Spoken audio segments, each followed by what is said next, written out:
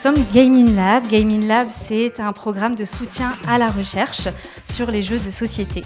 On existe depuis 2019 et chaque année, on vient au FIGE pour présenter les résultats des recherches que l'on soutient. Donc cette année, on laisse la parole aux sciences du langage sur l'observation des conversations et des interactions entre les joueurs. Aujourd'hui, mon objectif va être de éveiller un peu votre curiosité sur les pratiques de jeu, et notamment les pratiques de jeu en famille.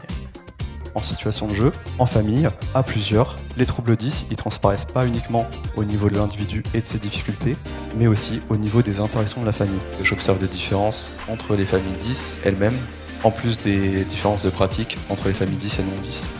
C'est dur au début, mais il y a des moments de plaisir pour l'enfant 10. C'est vrai que les jeux coopératifs peuvent favoriser justement des interactions un peu plus homogènes entre les familles. La question qu'on peut se poser, c'est pourquoi les jeux de société sont tellement prisés. On peut le voir ici, il y a plein de gens qui jouent, qui sont là à ce festival. Jouer, ça fait partie de la vie.